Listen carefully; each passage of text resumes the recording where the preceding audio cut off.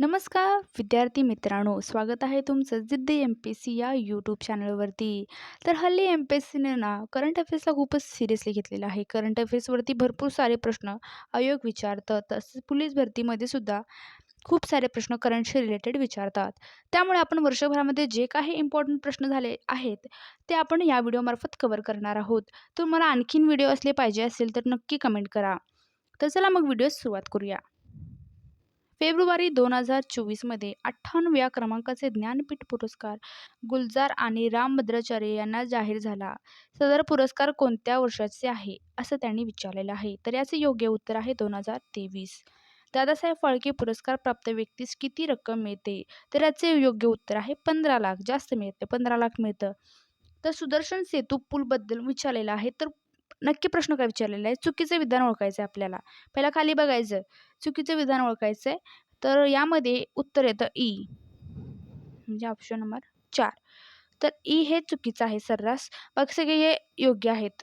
किती लांबी आहे, किती रुंदी आहे, बाकी सगळे जे ऑप्शन्स आहेत ते योग्य आहेत. त्यानंतर आपण नेक्स्ट बघूया. मराठा आरक्षण विधेयकावर राज्यपालांनी कधी स्वाक्षरी केली असा हा प्रश्न आहे. तर याच योग्य उत्तर आहे 26 फेब्रुवारी 2024. पंतप्रधान नरेंद्र मोदी यांनी जगातील सर्वात मोठा धान्य साठवण योजनेचे उद्घाटन कुठे केले? असा प्रश्न तुम्हाला पडेल, तेव्हा तुम्ही उत्तर काय द्याल हे कमेंटमध्ये नक्की सांगा. आणि याचं उत्तर आहे 24 फेब्रुवारी 2024. आता इलेक्टोरल बॉन्ड्सची सुरुवात कधी झाली? तर याचं उत्तर आहे 2018. हे लक्षात ठेवा. ह्याचं पडायचे चान्सेस जास्त आहे या प्रश्नाचे. त्यामुळे याचं उत्तर आहे 2018. आता या प्रश्नामध्ये तुम्ही थोडंसं ना हलू शकता. म्हणजे कसं, नुकतेच समान नागरी संहिता विधेयक कोणत्या राज्यात पास झाले असं त्याने म्हटलेलं आहे. तर नुकतेच हा शब्द इम्पॉर्टंट आहे यामध्ये. तर सगळ्यात आधी गोवा राज्य याला मिळालं होतं समान नागरिक संहिता विधेयक, म्हणजे मान्यता मिळाली होती. पण आत्ता उत्तराखंड याचं खरं उत्तर आहे. म्हणजे आत्ता नुकतेच, म्हणजे आत्ता रिसेंटली झालेलं आहे ते म्हणजे उत्तराखंड. ह्या प्रश्नाचे येण्याचे चान्सेस खूप जास्त आहेत असं मला पर्सनली वाटतं. त्यामुळे करून जावा. तर पुढचा प्रश्न आपण बघूया. खेलो इंडिया विद्यापीठ स्पर्धा 2024 कितव्या क्रमांकाचा होता? तर याचे योग्य उत्तर आहे 4था. नुकतेच भारताचे दुसरे लोकपाल म्हणून अजय माणिकराव खानविलकर यांची निवड ते कोणत्या राज्यातील आहेत? यांची निवड झाली आहे आणि ते कोणत्या राज्यात आहेत असं त्यांनी विचारलेलं आहे. तर याचं योग्य उत्तर आहे महाराष्ट्र. तर लोकपाल कशासाठी असतात तुम्हाला माहिती आहे की जे मंत्रिमंडळामध्ये जे सदस्य असतात त्यांनी भ्रष्टाचार वगैरे केलं तर ते शोधून काढण्याचं काम हे लोकपालचं असतं. आत्ता रिसेंटली केजरीवालला झाली होती जेल. त्यांना जेल झाले त्या पाठीमागे होते लोकपाल.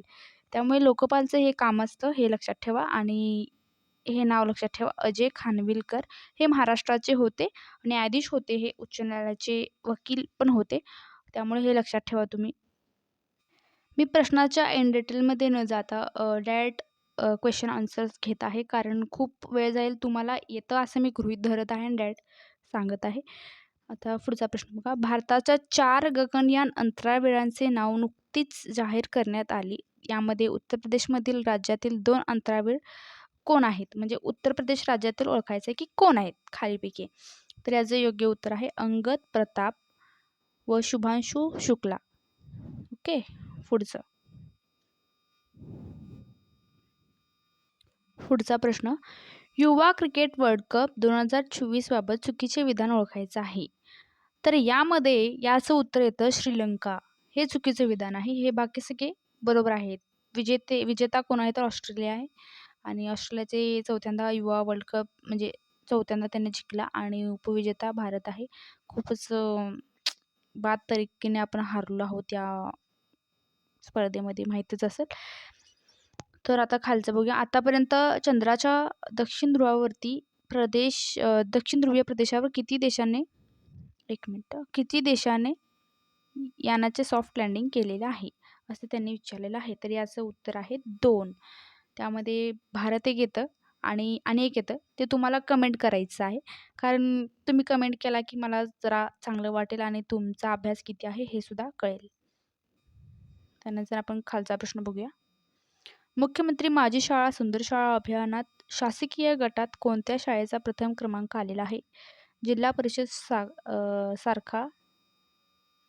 साखरा जिल्हा परिषद साखरा वाशिम, हे लक्षात ठेवा. त्यानंतर खेलो इंडिया विद्यापीठ 2024 कितवा क्रमांक होता, म्हणजे 4था होता. रिपीट प्रश्न झालेला आहे. त्यानंतर नेक्स्ट बघूया. पुढचा प्रश्न, नुकतेच ग्लोबल फायर पॉवर या संकेतस्थळाने जगातील सर्वात शक्तिशाली सैन्य यादी जाहीर केली. या यादीनुसार अमेरिकन सैन्य प्रथम क्रमांकावर आहे. या यादीत भारतीय सैन्य 4थ्या क्रमांकावर आहे.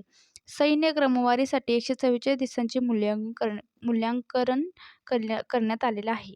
तर याचं आपल्याला योग्य उत्तर माहिती असायला हवं की पर्याय क्रमांक 2. यामध्ये हे बरोबर आहे, हे सुद्धा बरोबर आहे, क सुद्धा बरोबर आहे, ड चुकीचा आहे. पुढे सत्यशोधक या मराठी चित्रपटाचे दिग्दर्शक कोण आहेत? तर याचं उत्तर आहे निलेश जळमकर. खूप जण काय वाचतात जवळकर, माझंही चुकलं होतं त्यामुळे सांगत आहे. निलेश जळमकर असं त्यांचं नाव आहे. जानेवारी 2024 मध्ये प्रसिद्ध झालेल्या कोपर्निकस अहवाल कोणत्या क्षेत्रासंबंधित आहे असं विचारलेलं आहे. तर याचं योग्य उत्तर आहे पर्यावरण. तर सिंगल जे वन लाईनर जे क्वेश्चन आहेत ते पोलीस भरतीसाठी तर महत्त्वाचे आहेतच, त्यासोबत MPSC सुद्धा अशा प्रकारचे प्रश्न विचारते. त्यामुळे खूपच कळकळीची विनंती आहे, खूपच म्हणजे खूपच 2-3 वेळा एकच व्हिडिओ पाहत चला, म्हणजे तुम्हाला सगळ्या प्रश्नाचे उत्तर तोंडपाठ होतील. ह्या व्हायरसची खूपच चर्चा चाललेली आहे. केंद्र सरकार HPV लसीकरण मोहीम वयोगटातील मुलींसाठी राबवण्यात आली आहे. म्हणजे किती वयोगटातील मुलींसाठी राबवण्यात आले आहे? तर 9 ते 14. यात आपलं काही काम नाही. 9 ते 14 याचं उत्तर येत आहे. आपण खूपच लेट झालो आहोत. आपण म्हणजे मुलींसाठी सांगत आहे. आधीच आपण ही लस घ्यायला हवी होती. आपण लेट झालो आहोत. तरी 30 वर्षानंतर आपल्यासाठीही निदान म्हणजे ओळखण्यासाठी आपल्यासाठी सुद्धा लस आहे की तुम्हाला तो आजार झालेला आहे की नाही. तर नेक्स्ट बघा, महाराष्ट्र राज्य महिला व बालविकास विभागातर्फे विविध सरकारी योजनेची माहिती मिळवण्यासाठी टिंब हे ॲप चालू करण्यात आलेले आहे. तर याचं उत्तर आहे नारी शक्ती दूत. सगळे ॲप जे काही ॲप तुम्हाला दिसतील वन लाईनरमध्ये, कुठल्याही क्वेश्चनमध्ये, कुठल्याही व्हिडिओमध्ये, ते सगळे ॲप तुम्हाला पाठ पाहिजे. कारण ॲपवरती एखादा प्रश्न MPSC परीक्षेमध्ये येतो म्हणजे येतोच. जानेवारी 2024 मध्ये खेलो इंडिया यूथ गेम पार पडल्या, त्या कितव्या क्रमांकाच्या होत्या? याचं योग्य उत्तर आहे 6व्या क्रमांकाच्या होत्या. दृष्टी काय आहे असे विचारले. मग हे याचं उत्तर आहे भारतीय नौदल ताफ्यातील मानवविरहित ड्रोन म्हणजे दृष्टी. हे लक्षात ठेवा, जे देतो ते सगळं लक्षात ठेवा, इम्पॉर्टंट आहे. पुढचा प्रश्न बघा, पहिला राज्य क्रीडा दिन या दिवशी साजरा करण्यात आला. तर याचं उत्तर आहे 15 जानेवारी. लिओनेल मेसीला कितव्यांदा फिफाचा सर्वोत्तम खेळाडू ठरलेला आहे, म्हणजे कितव्यांदा ठरलेला आहे? तर याचं उत्तर आहे 8व्यांदा. बॅलन डिओर पुरस्कार तुम्ही ऐकलाच असेल, तर 5 वेळा हे रोनाल्डोला, म्हणजे रोनाल्डोला फक्त 5 वेळा मिळालेला आहे.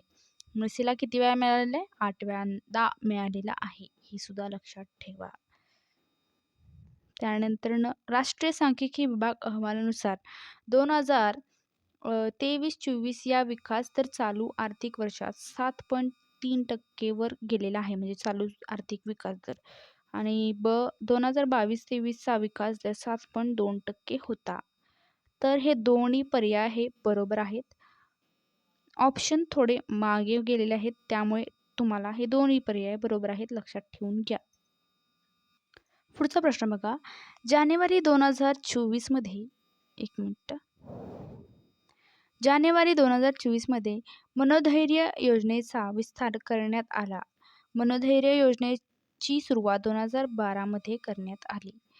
तर याचं योग्य उत्तर आहे क्रमांक 2, म्हणजे फक्त ब योग्य आहे.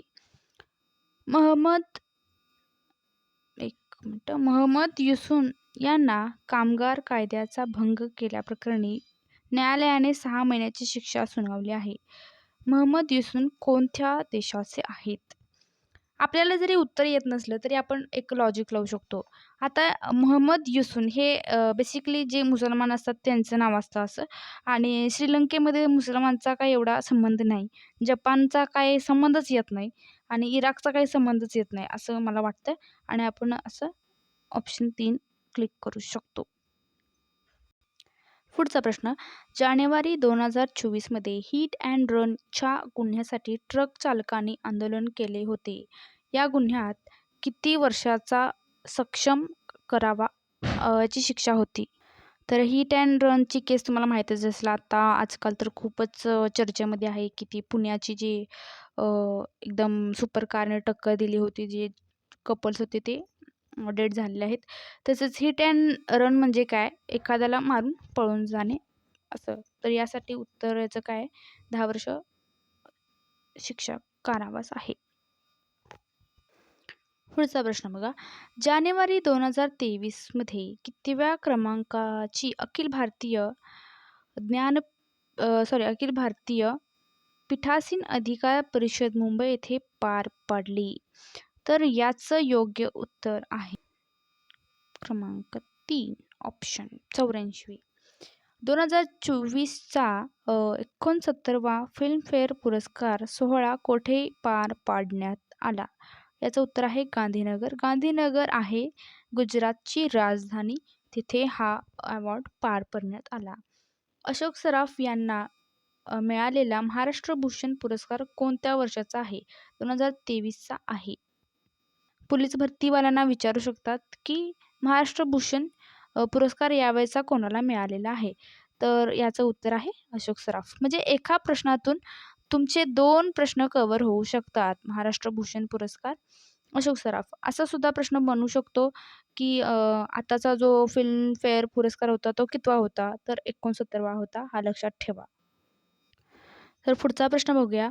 मुख्यमंत्री वयोश्री योजनेसाठी वयाची अट काय आहे असे विचारलेलं आहे. तर याचं उत्तर आहे क्रमांक 3 65 वर्षावरील लोकांसाठी म्हणजे ज्येष्ठ नागरिकांसाठी याचा लाभ होणार आहे.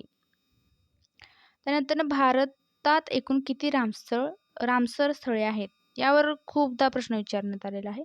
त्यामुळे पाठच ठेवा की 80 आहे. सगळ्यात जास्त रामसर स्थळे हे आहे कुठं? इटलीमध्ये. इटलीमध्ये सगळ्यात जास्त आहेत. त्यानंतरनं आपल्याला बघायचं आहे पुढचा प्रश्न. टिंबटिंबव्या क्रमांकाचे अखिल भारतीय मराठी साहित्य संमेलन फेब्रुवारी 2024 मध्ये अमळनेर जळगावमध्ये आहे ते येथे पार पाडण्यात आले आहे. तर जळगावमध्ये 2 वेळा हे संमेलन भरण्यात आलेलं आहे. लक्षात ठेवा. 97 होता तो म्हणजे 97वा साहित्य संमेलन सोहळा इथे पार पडण्यात आलेला आहे. फेब्रुवारी 2024 पर्यंत वन डे क्रिकेटमध्ये किती द्विशतके झाले आहेत? तो टोटल 12 द्विशतके झालेले आहेत. प्रश्न पडू शकतो, लक्षात ठेवा. तर आजच्या व्हिडिओसाठी फक्त एवढंच. भेटूया उद्या नवीन व्हिडिओमध्ये. नवीन चॅनल असल्यामुळे चॅनलला जरा सपोर्ट दाखवा, सबस्क्राईब करा. आणखीन असे व्हिडिओ पाहिजे असेल तर कमेंट करा. पार्ट 2.